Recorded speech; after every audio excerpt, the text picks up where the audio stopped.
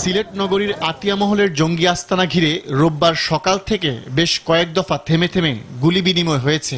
দুপুরেও বিস্ফোরণের শব্দে প্রকম্পিত হয়েছে চারপাশ। অভিযানস্থল এবং আশপাশে ১৪৪ ধারা জারি রয়েছে। বন্ধ রয়েছে সিলেট ফেঞ্চুগঞ্জ সড়কে যান চলাচল। বিকালে অভিযানের সবশেষ পরিস্থিতি নিয়ে সংবাদ ব্রিফিংয়ের আয়োজন করে সেনাবাহিনী। শুরু থেকে এখন পর্যন্ত যা যা হয়েছে তার একটি চিত্র তুলে ধরেন ব্রিগেডিয়ার জেনারেল ফখরুল আহসান। বলেন, ২ পুরুষ জঙ্গি নিহত হয়েছে এবং আরো একাধিক জঙ্গি ভেতরে অবস্থান করছে। নিক্ষেপ করেছে, তারপরে থেকে জঙ্গিরা ভিতরে তাদের জন্য থাকাটা একটু ডিফিকাল্ট ছিল। তখন মুভমেন্ট দৌড়াদৌড়ি শুরু করছে এবং তখন আমরা নিশ্চিত দুজনকে ইফেক্টিভলি এনগেজ করতে পেরেছি এবং দুজন জঙ্গির নিশ্চিত যে তাদের মৃত্যু হয়েছে। বাকি এর মধ্যে এখনো আমাদের যেটা যতটুকু বুঝতে পেরেছি আরো এক বা একাধিক জঙ্গি এখনো ভিতরে আছে। ভবনের চারপাশে বিস্ফোরক দ্রব্য ছড়িয়ে ছিটিয়ে রেখেছে জঙ্গিরা।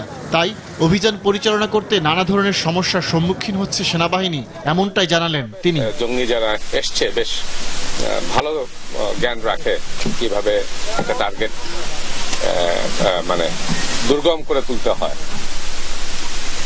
যার দরুন অপারেশনটা শেষ করতে বেশ ভালো ঝুঁকি আছে। ভবনের প্রবেশ মুখে শক্তিশালী বিস্ফোরক দ্রব্য পুঁতে রাখার ফলে বাসিন্দাদের নিরাপদে উদ্ধারে কৌশলী অভিযান চালাতে হয়েছে বলে জানান এই সেনা কর্মকর্তা। একটা ভালো টেকনিক যেটা তারা অ্যাপ্লাই করেছিল, যে আইডি যেগুলো লাগিয়েছে মোস্টলি গ্রাউন্ড ফ্লোরে নিচে, সেজন্য কমান্ডোরা নিচের থেকে অ্যাপ্রোচ না করে উপর থেকে পাশের বিল্ডিং থেকে যে মই লাগিয়ে আমরা উপর থেকে নেমেছে।